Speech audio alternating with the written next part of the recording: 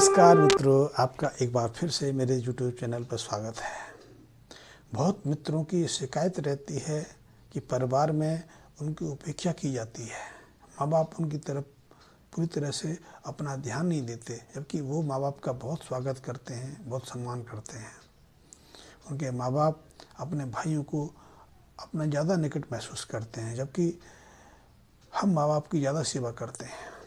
और इससे उनको खतरा रहता है कि कई माँ बाप उन्हें अपनी पैतृक संपत्ति से ही बाहर ना कर दें, या फिर माँ बाप जाने से पहले उन्हें अपनी संपत्ति से अलग ही ना कर दें। क्योंकि बृहस्पति जो हैं पैतृक संपत्ति, माँ बाप, पिता, दादा, मान सम्मान, विद्या, प्रतिष्ठा, ये सब के कारक माने गए हैं। और यदि आपकी जन्म कुंडली बृहस्पति पीड़ित हैं, बृहस्पति शुभ योग में नहीं है, तो निश्चित रूप से ऐसे स्थितियां बन जाती हैं कि पिता का दिमाग घूम जाए, वो आपको अपनी संपत्ति से अलग कर दे, आपको उतना सम्मान, उतना प्रेम, उतना स्नेह ना दे जितना कि वो आपके भाइयों को देते हैं। और ऐसी स्थिति में आपका ये सोचना, ये स्वीकार करना सहज है कि वो आपके प्रति उतना प्रेम स्नेह नहीं रखते जितना कि अन्य भाइयों के रखते हैं, जबकि आप उनका सम्मान करते हैं। क्योंकि आपकी जन्म कुंडली में बृहस्पति कमज़ोर हैं, और कमज़ोर होने के कारण आपको पिता से पूर्ण सम्मान नहीं मिलता है। क्योंकि बृहस्पति की स्थिति आपकी जन्म कुंडली बहुत महत्वपूर्ण है। बृहस्पति के अलावा आपकी जन्म कुंडली में राहु की स्थिति, चंद्रमा की स्थिति, मंगल की स्थिति भी बहुत महत्वपूर्ण है। क्योंकि सूर्य और चंद्रमा बृहस्पति की मित्र हैं। मंगल बृहस्पति के मित्र हैं, और यदि मित्र ग्रह अशुभ भाव में हो, कमज़ोर हो जाएं, पाप के प्रभाव में पड़ जाएं, तो निश्चित रूप से जातक की जन्म कुंडली में कई तरह के जीवन में कई तरह के विघ्न बाधाएं खड़ी करते रहते हैं, विष खोलते रहते हैं। और ऐसे में यदि जातक के ऊपर राहु का प्रभाव भी शुरू हो जाए तो मन में उल्टे सीधे विचार आने लगते हैं। जीवन में निरंतर कई तरह की विषमताएं पैदा होती रहती हैं, जिंदगी में उथल पुथल की स्थिति बनी रहती है। क्योंकि बृहस्पति जन्म कुंडली की लग्न भाव में अच्छे माने गए हैं, चौथे भाव में अच्छे माने गए हैं, पाँचवें भाव में अच्छे माने गए हैं, छठवें भाव में अच्छे माने गए हैं, और 9वें और 12वें भाव में अच्छे माने गए हैं। 9वां और 12वां भाव तो उसमें बृहस्पति का है, चौथा भाव चंद्रमा का है, और चंद्रमा की बृहस्पति के मित्र हैं तो चौथे भाव में भी अच्छे हैं। पंचम भाव जो पुत्र भाव है, जो मानसिक विवेचना का भाव है, वो सूर्य का भाव है। सूर्य भी बृहस्पति के मित्र हैं, इसलिए पंचम भाव में बृहस्पति शुभ माने गए हैं। पहला भाव मंगल का है, तो मंगल भी सूर्य के मित्र हैं, इसलिए मंगल के भाव में, मंगल के घर में भी बृहस्पति पूर्व तेजस्वान रहते हैं। लेकिन यदि जन्म कुंडली में राहु का प्रभाव जाता है तो राहु सूर्य और चंद्रमा को अपने प्रभाव में लेकर ग्रहण योग बना देता है, और ग्रहण योग बहुत अशुभ स्थिति वाला बन जाता है। क्योंकि ऐसे व्यक्तियों को कई बार अपने जीवन में मान सम्मान की हानि देखनी पड़ती है, प्रतिष्ठा को ठेस पहुँचती है, मन में हमेशा संताप भाव बना रहता है, पश्चाताप का भाव बना रहता है, अपनों से धोखा मिलने का, अपनों से हानि होने का, अपनों से मान हानि किए जाने का डर हमेशा बना रहता है। और ऐसे में यदि बृहस्पति के ऊपर राहु का प्रभाव पड़ने लग जाए, बृहस्पति का राहु से मेल हो जाए, तो ऐसे में चांडाल योग निर्मित हो जाता है। चांडाल योग मनुष्य को बिल्कुल चांडाल जैसी स्थिति में ला देता है। वो ना अपने पर विश्वास कर पाता है, ना दूसरों पर विश्वास कर पाता है। ऐसे युवाओं को, ऐसे लोगों को एक तरह से सब कुछ होने के बावजूद भी निर्धनतापूर्ण जिंदगी यापन करना पड़ता है।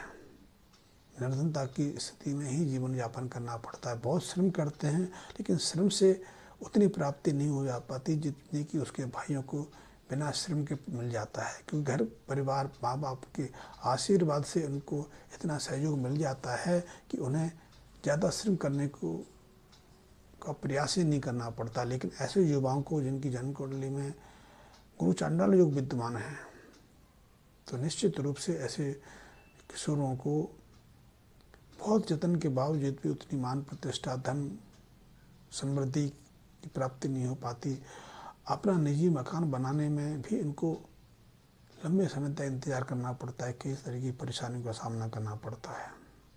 ऐसे में लाल किताब के कुछ उपाय इनकी बहुत मददगार साबित होते हैं, क्योंकि लाल किताब के उपायों के माध्यम से ये अपनी जन्म कुंडली से चांडाल योग को, ग्रहण योग को और बृहस्पति की अशुभता को सहजता से दूर कर लेते हैं, बृहस्पति का प्रबल बना लेते हैं, सूर्य चंद्र को बल देकर अपने जो जीवटता है, अपनी जो भाग्य की स्थिति है उसको प्रबल बना लेते हैं।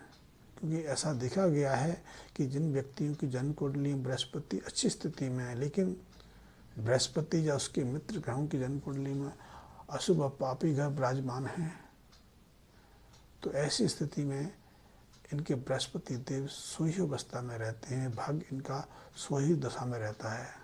इसलिए ये जितना प्रयास करते हैं, परिश्रम करते हैं, श्रम करते हैं, उतना उनको फल प्राप्त नहीं हो पाता। इनका भाग्य एक तरह से बंधा हुआ रहता है। इनको लगता है कि अब भाग खुलेगा, अब उनको श्रम का पूरा परिणाम मिलेगा, लेकिन इनका श्रम बन के रह जाता है, जबकि इनके भाइयों को उनसे कम मेहनत के बाद उनसे अच्छी प्राप्ति हो जाती है। तो ऐसे में ये ऐसे युवा अपने भाग्य को जगाने के लिए, बृहस्पति के सुफल पाने के लिए, परिवार से पैतृक हिस्से की सहज प्राप्ति के लिए तो कुछ उपाय कर सकते हैं। ये लाल किताब संबंधी उपाय हैं।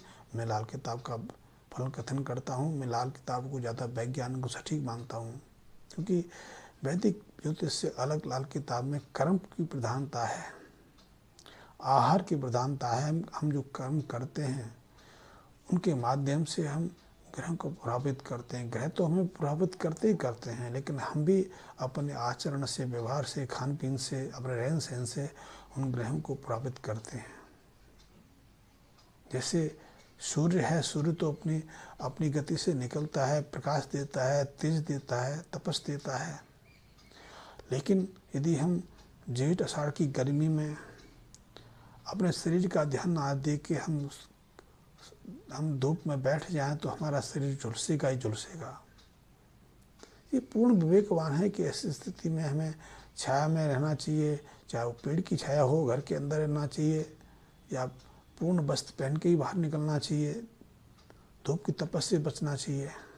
और इसके विपरीत यदि हम शरद ऋतु में जब सूर्य का ताप मध्यम रहता है, हमारे लिए ऊर्जा और शक्ति प्रदान करने का कार्य करता है, ऐसे सूर्य प्रकाश में अपने घर में बंद रहें, जेठ आषाढ़ में हम घर से बाहर रहें, तो ये हमारे विवेक पर है कि हम सूर्य से हम पूर्व जो महत्व है नहीं ले पाते हैं।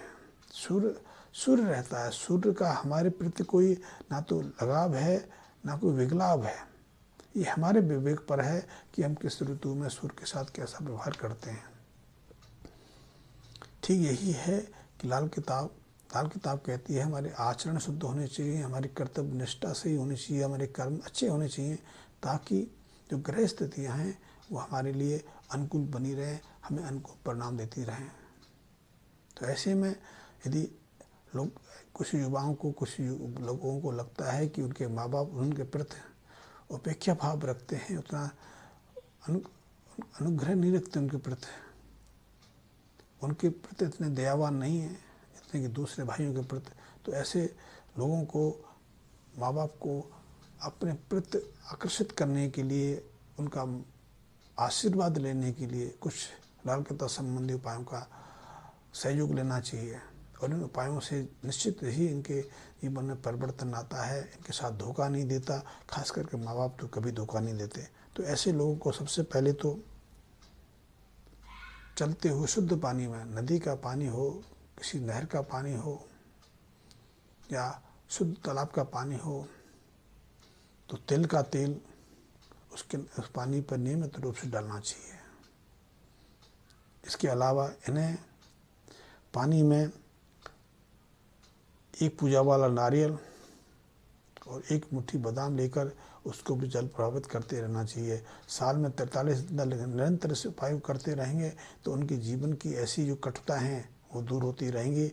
और हाँ, प्रत्येक वर्ष अपने जो वर्षगांठ होती है, जो जन्मदिन होती है, उससे शुरू करके 43 दिन तक इस उपाय को करना आपके लिए बहुत आवश्यक है, ताकि आपके जन्म कुंडली में बृहस्पति शुभ प्रबल बने रहें, उन पर अशुभ ग्रहों का प्रभाव ना पड़ पाए, आपके जीवन की आशाएं पूर्ण होती रहें। तो आप उपाय करिए। इसके अलावा आप अपने शरीर पर, खास करके अपने गले में, अपनी उंगलियों में सोने की कोई ना कोई वस्तु धारण करके रखिए। आप अपने गले में सोने की चेन रख सकते हैं, हाथ में सोने का कड़ा पहन सकते हैं, सोने की अंगूठी पहन सकते हैं, और जितनी भी सामर्थ्य है आप इस उपाय को कर सकते हैं। इसके अलावा आप जब भी अपने घर से बाहर निकलें, चाहे आप माँ बाप के सामने जाएं या अपने कार्यस्थल पर जाएं, तो घर से निकलने से पहले केसर का तिलक अपनी नाभि, अपनी जुबान और अपने मस्तिष्क पर अवश्य लगा के जाएं। नियमित रूप से आपको केसर का सेवन भी करना चाहिए, चाहे बहुत कम मात्रा में हो। आप दूध में केसर डाल के सेवन कर सकते हैं। नियमित रूप से आप अपने मस्तिष्क पर केसर का तिलक तो धारण कर ही सकते हैं। केसर धारण करने से आपके बृहस्पति शुभ प्रभाव देने के सक्षम बनते हैं। आप जब भी कोई काम करने जाएं, घर से निकलें, किसी से कोई परामर्श लेने जाएं, क्योंकि देखा गया है कि जिनकी जन्म कुंडली बृहस्पति निर्मल, कमजोर, पापक प्रभावों से पीड़ित रहते हैं, उनको एक तरह से जुकाम की स्थिति रहती है, नाक से पानी आता रहता है। कई बार तो बृहस्पति की प्रबल अशुभ स्थिति में ऐसे युवाओं को, ऐसे लोगों को सुबह उठते ही कई की छींकें आ जाती हैं, लगातार सैकड़ों छींकें आ जाती हैं, और यही स्थितियाँ आगे चलकर उनको श्वास संबंधी व्याधि से पीड़ित कर देती हैं, अस्थमा का रोगी बना देती हैं। तो ऐसे लोग जिनकी जन्म कुंडली बृहस्पति कमज़ोर हैं, उन्हें किसी भी काम पर निकलने से पहले किसी भी व्यक्ति से सलाह परामर्श लेने के लिए या कोई व्यापारिक संबंधी डील करने से पहले अपनी नाक को साफ करके ही निकलना चाहिए। नाक साफ करके ही उनके साथ संपर्क साधना चाहिए, अन्यथा आपके बृहस्पति भ्रमित रहेंगे, आप उनसे कोई अच्छी वार्तालाप नहीं कर पाएंगे, मनोनुकूल आप निष्कर्ष नहीं निकाल पाएंगे। यदि आप अपनी उंगली में एक एमराल्ड पुखराज सोने या तांबे की अंगूठी में जड़वा के धारण कर लें, तो आपके जीवन में निश्चित रूप से ऐसी डामाडोल स्थिति की संभावना नाम मात्र को रहती है। आपकी प्रतिष्ठा भी बढ़ जाती है, आपकी आर्थिक स्थिति में भी निरंतर तरक्की होती रहती है, आपके घर, मकान, दुकान बनने की संभावनाएं बढ़ जाती हैं। तो आप बृहस्पति को प्रबल बनाने के लिए, सुप्रभाव में बनाए रखने के लिए आप अपने शरीर पर अमराल यानी कि धारण कर सकते हैं। इसके अलावा आप कांसे के पात्र में, कांसे के पात्र की लाल किताब में बहुत मान्यता है। वैसे भी हमारी जो परंपरा रही है, कांसे के पात्र के आसपास ही केंद्रित रही है। आज से कुछ वर्ष पहले तो हम बेटी को विदा करते हुए उसे क्यारे कांसे के बर्तन देना नहीं भूलते थे, क्योंकि कांसे के बर्तन लड़की घर सुख संपदा शांति बनाए रखने में बहुत मददगार रहते हैं। बेटी घर किसी तरह का अभाव नहीं आता, धन कभी, लक्ष्मी कभी रूठती नहीं, लेकिन आज हम कांसे को भूल चुके हैं। तो ऐसे लोग जिनकी जन्म कुंडली में बृहस्पति कमजोर, निर्बल हैं, जिनको अपने परिवार से, खास करके माँ बाप से धोखा मिलने का संभावना है, ऐसे लोगों को कांसे के पात्र में देसी खांड या घी या पीला रंग, हल्दी की गांठ या केसर की डिब्बी, केसर की पुड़िया रखकर को किसी पुरोहित को, किसी ब्राह्मण को, किसी गुरुजन को अवश्य देनी चाहिए। ब्राह्मण में सिर्फ जन्म से ब्राह्मण नहीं कहता, जिसके कर्म में ब्राह्मणत्व होता है उसे ब्राह्मण कहता हूँ। इसी को मैं गुरुत्व भी कहता हूँ। जो इनका आचरण सही है, इनके कर्तव्य ब्राह्मण युक्त हैं, उनको ये चीज़ें दान करके, उनके चरणों को स्पर्श करके उनको आशीर्वाद लेना चाहिए। ऐसे में आपको धोखा मिलने की संभावना बिल्कुल समाप्त हो जाती है। ये प्रयोग करके देखिए। और हाँ, फिर मैं वो आपसे अनुरोध करूँगा कि यदि आप लाल किताब में रुचि रखते हैं, लाल किताब का अध्ययन चाहते हैं, लाभ किताब के विषय में ज़्यादा जानना चाहते हैं तो मेरे यूट्यूब चैनल से जुड़े रहिए। और जुड़ने के लिए मेरे यूट्यूब चैनल को सब्सक्राइब भी कर लें, प्रेस आइकन भी उसको प्रेस कर लें, ताकि मेरा हर वीडियो आपको समय के अनुसार उपलब्ध होता रहे। धन्यवाद मित्रों।